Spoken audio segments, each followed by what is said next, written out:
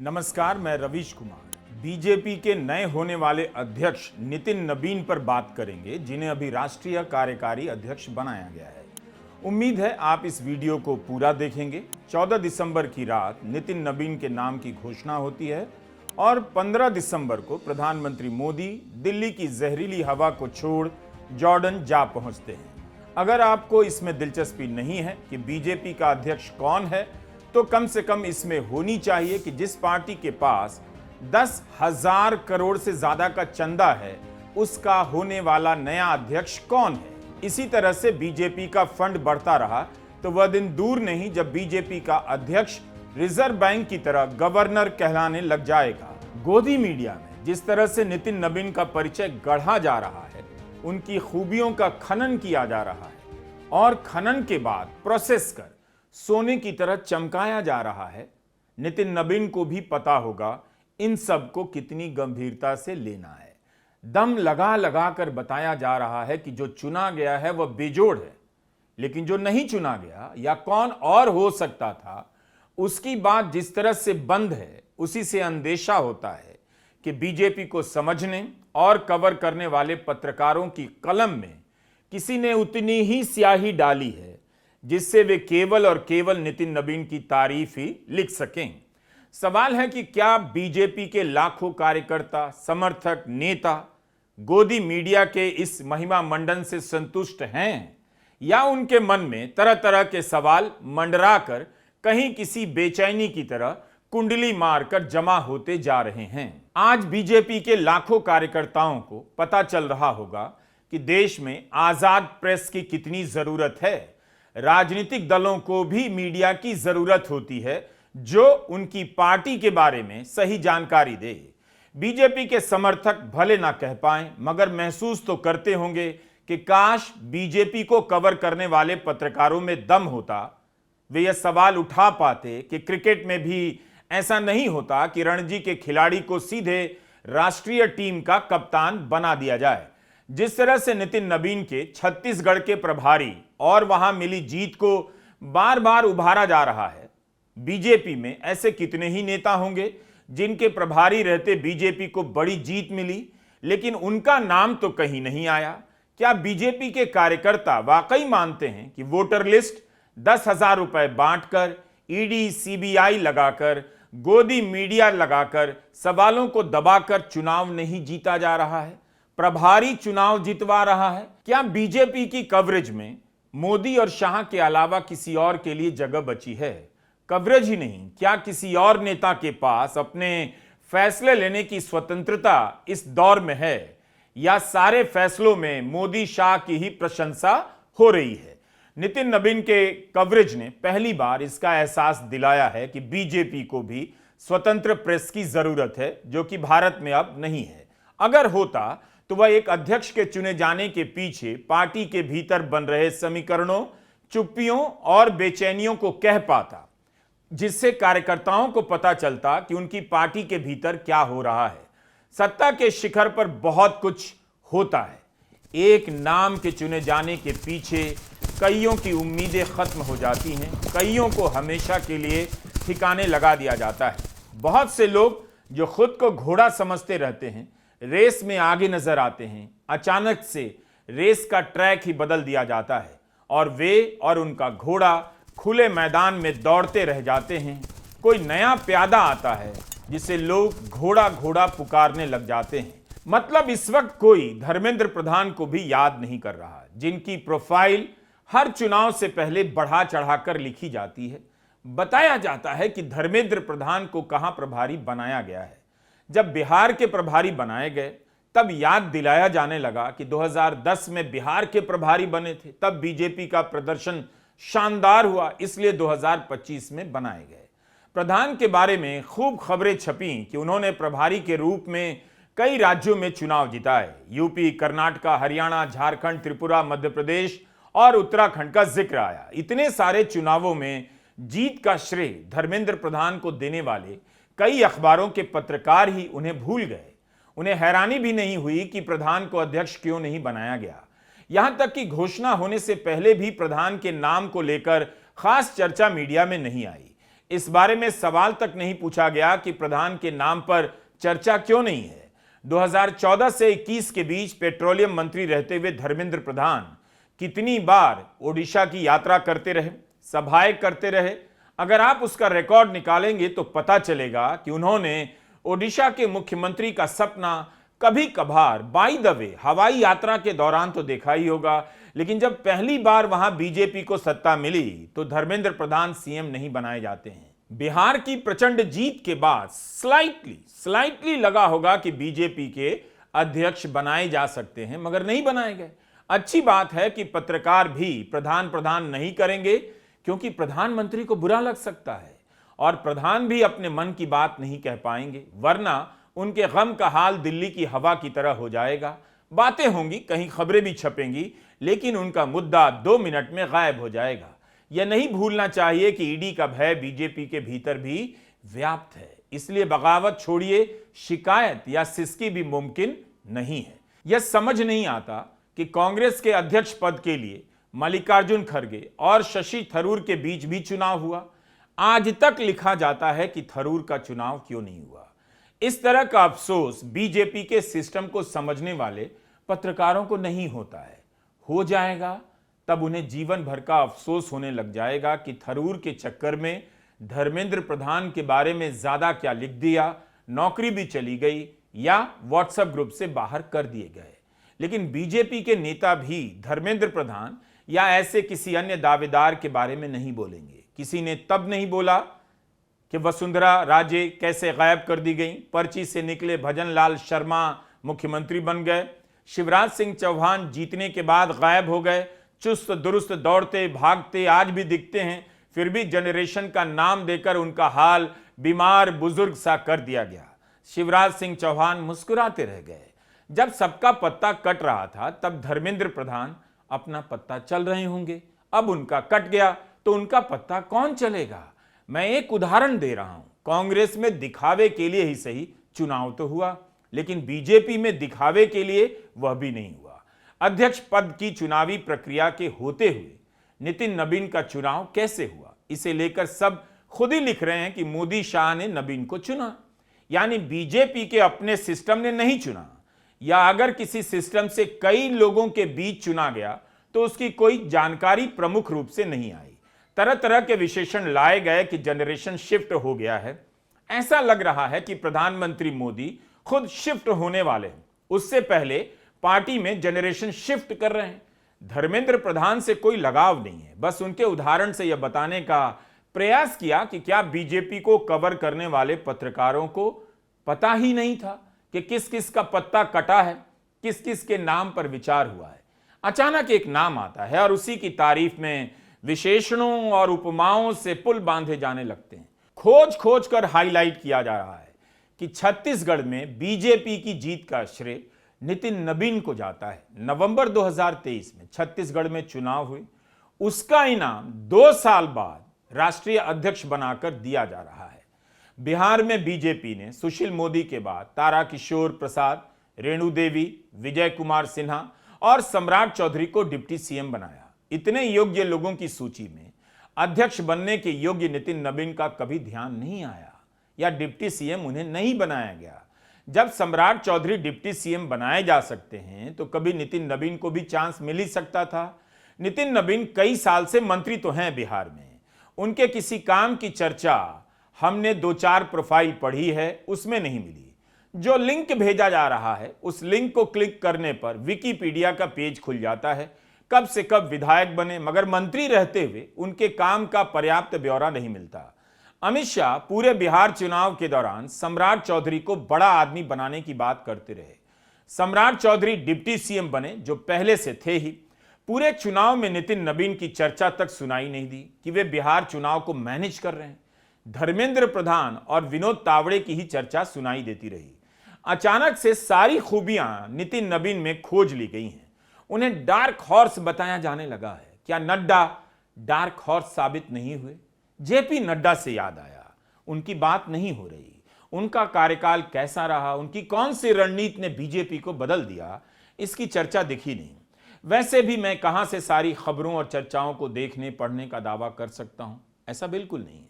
हो सकता है जब अगले साल जनवरी में नड्डा राष्ट्रीय अध्यक्ष का चार्ज नितिन नबीन को देंगे तब उनके बारे में प्रोफाइल छपेगी और आपको उनके बारे में कुछ नया पता चलेगा कि नड्डा ने अध्यक्ष रहते हुए पार्टी को कैसे चलाया, पार्टी को कहां पहुंचा दिया, कहां कहां जीत दिलाई। जब अध्यक्ष बने तब हिंदुस्तान टाइम्स ने उनके बारे में लिखा था, he is a symbol of dynamism, perseverance, sobriety and maturity. हटने के बाद देखते हैं क्या इन विशेषणों को दोहराया जाता है। डायनेमिज्म का कुछ तो उदाहरण अखबार वाला लिखेगा ही।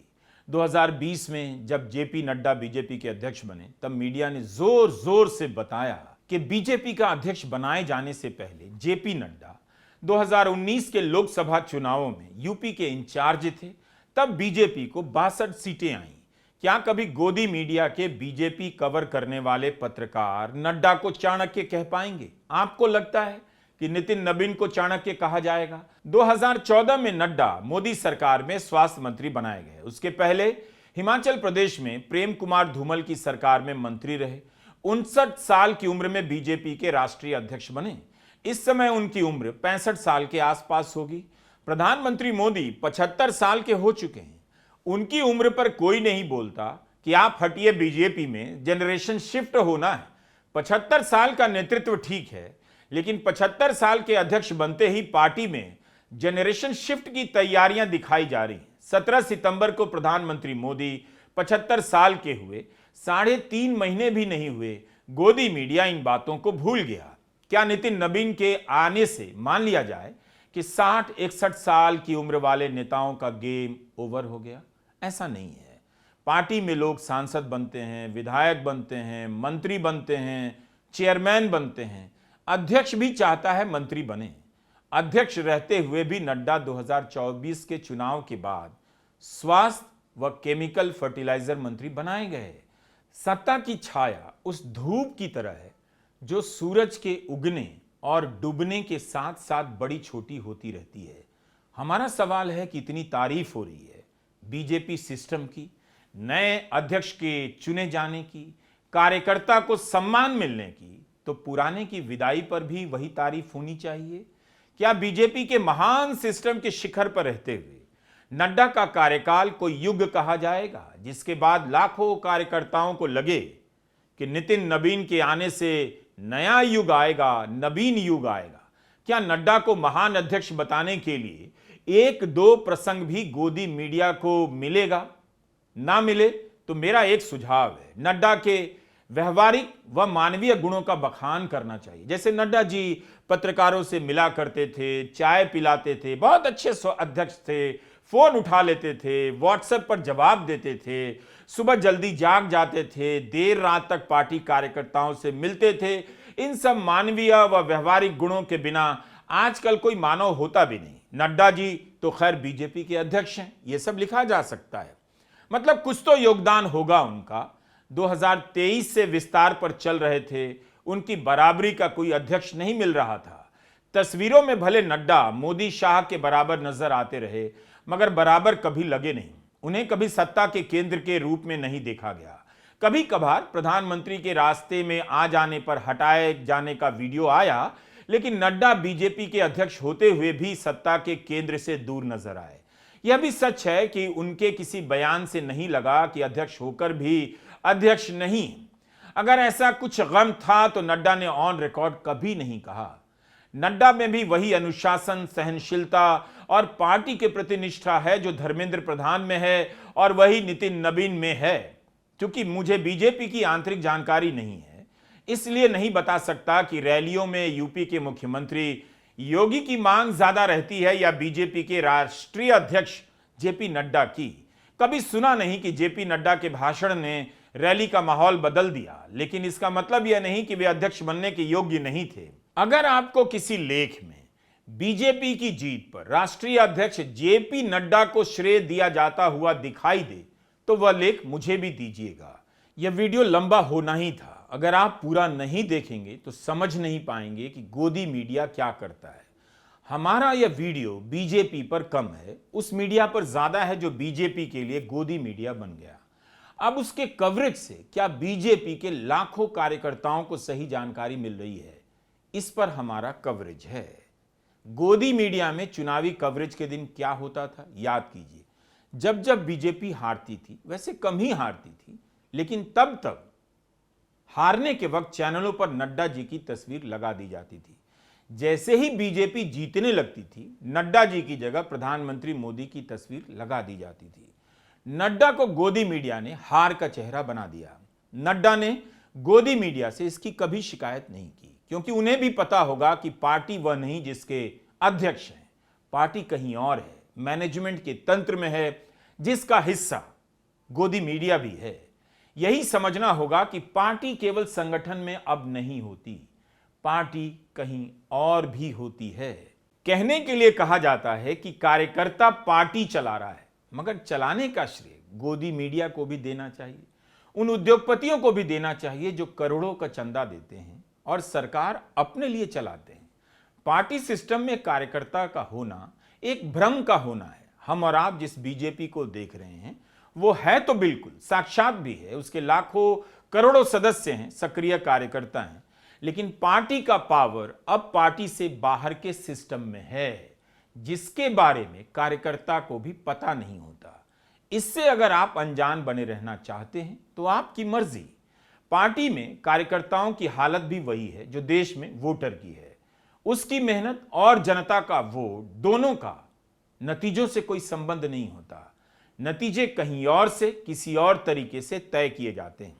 गोदी मीडिया अपनी तरफ से कोशिश कर रहा है। उसे पता है कि प्रधानमंत्री नरेंद्र मोदी, गृहमंत्री अमित शाह के रहते अध्यक्ष पद का कितना प्रभाव रह गया है। नितिन नबीन को भी समय मिलना चाहिए और मिलेगा भी।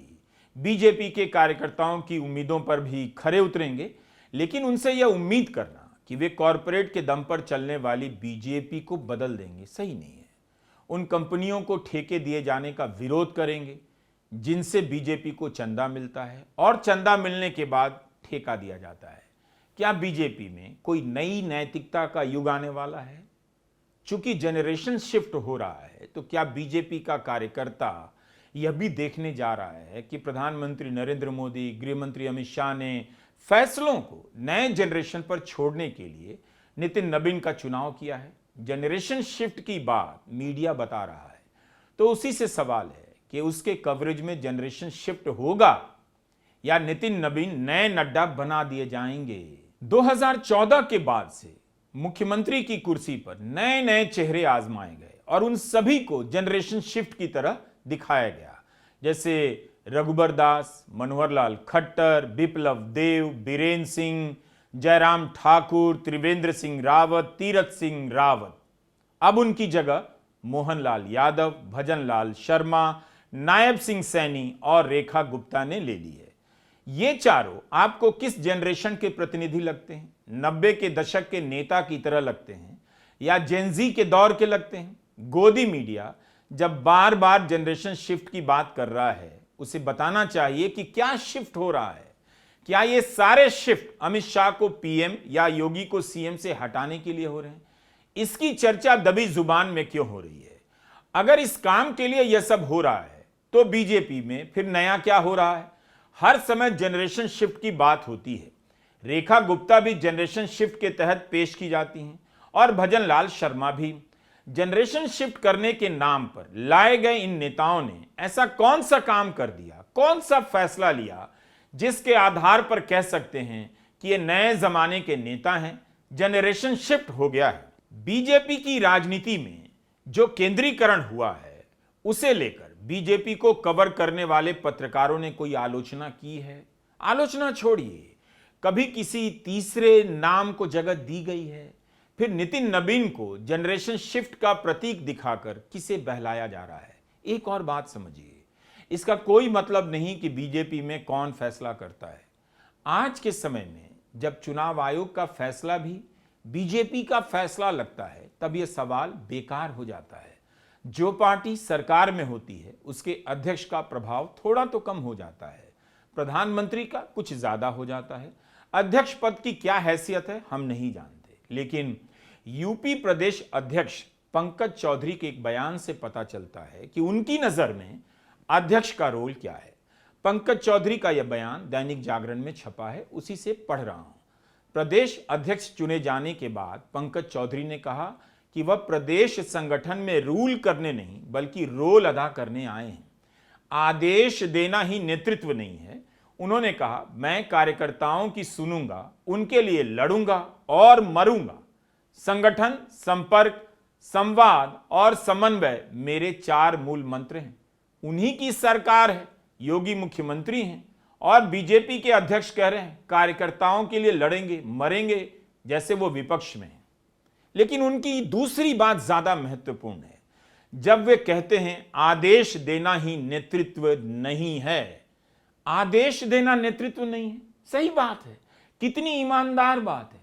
जब आप फैसला ही नहीं लेंगे तो आदेश कहां से देंगे, कैसे देंगे? किसी भी आदेश पर पहुंचने से पहले की प्रक्रिया फैसले की होती है। यह बात गोदी मीडिया नहीं कह सकता, मगर पंकज चौधरी ने अपनी तरफ से कह दी। फैसला और आदेश से अलग कोई अध्यक्ष और क्या करेगा, यह मैं भी जानना चाहता हूं। संवाद करेगा, उसके बाद क्या करेगा? बैठक करेगा, उसके बाद क्या करेगा? फैसला करेगा, आदेश देगा या कुछ नहीं करेगा? संवाद ही करता रह जाएगा। लेकिन पंकज चौधरी ने कहा कि आदेश देना ही नेतृत्व नहीं है। बीजेपी सन्न है या गदगद है, बीजेपी के नेता बोल नहीं पाएंगे। यह कांग्रेस नहीं है कि आपको थरूर होने की इजाजत मिल जाए, आप स्वतंत्र बात कहने के लिए स्वतंत्र हो जाएं। यह बीजेपी है। यहां जो 2 लोग कहेंगे वही पार्टी कहेगी, वही गोदी मीडिया दोहराएगा और पार्टी जो कहना चाहती है वही खबरों में भी छापा जाएगा। पार्टी के कार्यकर्ता क्या कहना चाहते हैं वो अपनी बात भीतर रखेंगे। नितिन नबीन के चुनाव के बाद आपको फर्जी खबरों से अब मुक्ति मिल जाएगी, जो 2023 से ही छप रही थी। 2 साल से बीजेपी के नए अध्यक्ष की तलाश को लेकर कितनी खबरें छपी, उन्हें अब सर्च कर पढ़ेंगे तो आपको हंसी आएगी। आप रो भी सकते हैं कि राजनीतिक पत्रकार आपको मूर्ख बना गए। कैसे कैसे माहौल बनता था कि दिवाली के बाद हो सकता है बीजेपी का अध्यक्ष, अमेरिका से लौटते ही मिल सकता है बीजेपी को नया अध्यक्ष, पीएम की मीटिंग मोहन भागवत से, संघ की यहां मीटिंग, शाह की वहां मीटिंग। इस तरह की खबरों से माहौल बनाया जाता रहा। लेकिन नाम लेकर जिस तरह से खट्टर के अध्यक्ष बनाए जाने की चर्चाएं चली हैं, उससे खट्टर साहब को भी यकीन नहीं हुआ होगा कि वाकई अध्यक्ष बन सकते हैं। जहां राजनीति होती है वहां दावेदारी होती है, आकांक्षाएं होती हैं, महत्वाकांक्षाएं होती हैं। क्या बीजेपी के भीतर अब किसी चीज के लिए कोई दावेदार नहीं? महत्वाकांक्षाएं खत्म हो गई हैं? या जो कृपा बरस रही है, कौन बरसा रहा है? मोदी राज में पत्रकारिता को सूत्रों के हवाले यानी आउटसोर्स कर दिया गया। इसीलिए नितिन नबीन के दावेदारों या उनके चुने जाने से किसका चेहरा बुझ गया, इसकी जानकारी आपको सूत्रों के हवाले से भी नहीं मिलेगी। क्यों नहीं मिलेगी? क्योंकि नए अध्यक्ष का फैसला उसी सूत्र ने किया है जिसकी दी गई झूठी जानकारियों को गोदी मीडिया सच बनाकर देश को भरमाता रहा है। आज वह बीजेपी के कार्यकर्ताओं को भरमा रहा है। तरह तरह की थ्योरी चल रही है। कहीं लिखा जा रहा है मोदी और शाह दिखाना चाह रहे हैं उन्हें आरएसएस की सहमति की अब जरूरत नहीं। जेपी नड्डा ने भी तो कहा था आरएसएस की अब वैसी जरूरत नहीं। तो क्या नड्डा की जगह नितिन नबीन को लाकर मोदी और शाह ने यह साबित कर दिया? कहीं छप रहा है आरएसएस भी इस चयन से सहमत थी। कोई लिख रहा है कि बिहार चुनाव में एक ही टिकट दिए जाने से कायस्थ समाज नाराज था, इसलिए अब नितिन नबीन को अध्यक्ष बनाकर बीजेपी अपने कोर फॉरवर्ड वोटर को संदेश दे रही है। लेकिन कुछ दिन पहले तक तो खबरें छप रही थी कि ओबीसी नेता को अध्यक्ष बनाया जाएगा। अब कायस्थ समाज का एंगल ला दिया गया है। परिवारवाद पर तो बात ही नहीं हो रही। यह अच्छा भी है। नितिन नबीन के पिता भी विधायक थे बीजेपी से और बड़े नेता थे। उनके निधन के बाद नितिन नबीन को टिकट मिला। जिस सीट से जीतते रहे वह एक जाति विशेष के प्रभाव वाली सीट बताई जाती है। बीजेपी का परिवारवाद थोड़ा अलग है। यहां तो ज्योतिरादित्य सिंधिया भी परिवारवाद के प्रतिनिधि नहीं माने जाते। कभी आप उनके वीडियो को देखिएगा जो सोशल मीडिया में आपको मिलेगा, पता नहीं चलेगा कि ज्योतिरादित्य सिंधिया नेता हैं या महाराजा हैं। जिस तरह से लोग उनके सामने नतमस्तक होकर झुकते हैं, उससे किसी को भी लगेगा कार्यकर्ता भी उनके सामने उन्हें महाराजा कहता है, समझता है। उनके समर्थक जो रील बनाते हैं वो गोविंदा की एक पीटी हुई 3rd क्लास फिल्म महाराजा का गाना बैकग्राउंड साउंड के तौर पर इस्तेमाल करते हैं। लेकिन आलोचना इन सब की नहीं होगी, क्योंकि बीजेपी में सभी गुण मौजूद हैं, अवगुण केवल विपक्ष में है, यह मान लिया गया है। तभी तो लक्ष्मी की कृपा बरसी है और साधारण कार्यकर्ताओं के दम पर चलने वाली पार्टी के खाते में 10,000 करोड़ रुपए जमा हो गए। जब नितिन नबीन का बीजेपी मुख्यालय में स्वागत हो रहा था, तब क्या आपने नोट किया सबके चेहरे पर नए अध्यक्ष के आने की खुशी ज्यादा है या हैरानी ज्यादा है? कौन आ गया? इन तस्वीरों को देखते हुए साथ ही फिल्म का गाना याद आ गया। उसे हम यहां प्ले नहीं कर सकते, मगर आप अपने कानों में इसकी कल्पना कर सकते हैं। ये कौन आया, रोशन हो गई महफिल किसके नाम से, मेरे घर में जैसे सूरज निकला है शाम से। वैसे बीजेपी ने अपने इस अभिनंदन वीडियो पर कोई संगीत नहीं डाला, नेचुरल साउंड तक नहीं है, पूरा वीडियो म्यूट है। क्या ऐसा कुछ उल्लास दिख रहा है या कक्षा में साल के बीच में ट्रांसफर लेकर कोई नया छात्र आ गया जिसे देखकर सब हैरान हैं, दोस्ती होगी या नहीं? सब इस तरह से गुलदस्ता दे रहे हैं जैसे टीचर ने कहा हो, सब चलो नए छात्र को हेलो बोलो। नितिन नबीन को इतना एहसास तो होगा कि इस पार्टी में कब कौन छोटा हो जाता है, कब छोटा बड़ा हो जाता है, पता नहीं चलता। लेकिन यह पता चलता है कि छोटा करने और बड़ा करने का यह खेल दो बड़ों का बिछाया हुआ है। नितिन नबीन से पहले यूपी बीजेपी का अध्यक्ष चुना गया। उस वक्त तक किसी को हवा नहीं कि राष्ट्रीय कार्यकारी अध्यक्ष के रूप में नितिन नबीन पर फैसला हो चुका है। और यूपी में जैसे ही कुछ नया होता है, योगी को हटाए जाने का विश्लेषण चालू हो जाता है। पार्टी की अंदरूनी राजनीति में योगी कब और कैसे फिक्स किए जाएंगे, इसके विशेषज्ञ आपको गोदी मीडिया में खूब मिलेंगे। और वही गोदी मीडिया जब यूपी सरकार से विज्ञापन लेना होता है, तब योगी योगी करने लग जाता है। खैर, योगी को हटाए जाने की राजनीति को लेकर हमने खूब खबरें देखी, चर्चाएं सुनी, एक वीडियो भी बनाया, लेकिन योगी अभी तक हटे नहीं। आपको याद होगा AK शर्मा को लेकर कितनी चर्चाएं चलती थी कि वे डिप्टी सीएम बनेंगे और फिर योगी का पत्ता साफ होगा। पंकज चौधरी के बारे में भी लिखा जा रहा है कि प्रधानमंत्री मोदी गोरखपुर गए तो गोरखनाथ मंदिर नहीं गए, पंकज चौधरी के घर पैदल चलकर गए। जुलाई 2023 की यह घटना है। इन खबरों को पढ़कर यही लगता है कि पंकज चौधरी प्रधानमंत्री मोदी के कारण बने। किसी ने यह नहीं लिखा कि पंकज चौधरी और योगी के बीच आत्मीय संबंध भी हैं। क्या गोरखपुर में पंकज चौधरी योगी को चुनौती दे सकते हैं? सीरियसली, इस एक सवाल का जवाब दीजिए। यह बात आप दिल्ली में कह सकते हैं, गोरखपुर में मत कहिएगा, लोग हंस देंगे। विश्लेषणों में किससे गढ़े जा रहे हैं, संदर्भ बनाए जा रहे हैं। पंकज चौधरी को प्रधानमंत्री से इस तरह से जोड़ा जा रहा है ताकि योगी से दूरी दिखाई दे, मगर कोई खुलकर बोलने की हिम्मत नहीं कर पाता कि योगी की कुर्सी जाने वाली है। वैसे योगी की कुर्सी वो कुर्सी है जो मिलने के दिन से जा रही है, आज तक नहीं गई। इन्हीं सब चर्चाओं के बीच मोदी जाकर कह देते हैं, लोकसभा चुनावों के बीच, योगी मेरे मुख्यमंत्री हैं, मेरे मुख्यमंत्री। याद कीजिए 2024 के लोकसभा चुनाव में पोस्टर पर एक ही चेहरा, प्रधानमंत्री नरेंद्र मोदी का, लेकिन उत्तर प्रदेश में जाते जाते उस पोस्टर पर एक और चेहरा लग जाता है, मुख्यमंत्री योगी आदित्यनाथ का। उनके साथ गलियारे में चलते हुए फोटो डाला जाता है और सारी बात इधर से उधर हो जाती है। योगी को हटाए जाने की चर्चा खत्म हो जाती है। पंकज चौधरी का चुनाव भी लोकतांत्रिक तरीके से हुआ, कोई विरोध में खड़ा नहीं हुआ। प्रस्तावकों ने ही अपनी तरफ से लोकतंत्र की भूमिका निभा दी। पंकज चौधरी यूपी बीजेपी के अध्यक्ष बन गए। इसके बाद बाकी का काम गोदी मीडिया कर रहा है। नितिन नबीन कैसे अध्यक्ष साबित होंगे, इस पर लिखने से पहले जरा चुनाव आयोग की तरफ भी देखिए। उसकी मेहनत को कम मत कीजिए। 10,000 के उस फंड को भी देख लीजिए। चुनाव से पहले खाते में 10-10 हजार रुपए भेजने की राजनीति को भी देख लीजिए। नितिन नबीन को ऐसी पार्टी नहीं मिली जिसे गड्ढे से खींचकर हाईवे पर लाना है। आज तमाम संस्थाओं को ध्वस्त करने के बाद, विपक्ष और सवालों के खड़े होने की हर संभावना को मिटा देने के बाद के हालात में नितिन नबीन को एक ऐसी विजेता पार्टी मिली है जिसे अब अध्यक्ष के रूप में किसी नायक की तलाश नहीं है। उसका इंतजार खत्म हो चुका है। एक ऐसे व्यक्ति की तलाश है जो अध्यक्ष की कुर्सी पर बैठा नजर आए। पावर पॉलिटिक्स के गेम में खाली कुर्सियां अच्छी नहीं लगती हैं, लेकिन हर कुर्सी में पावर नहीं होता है।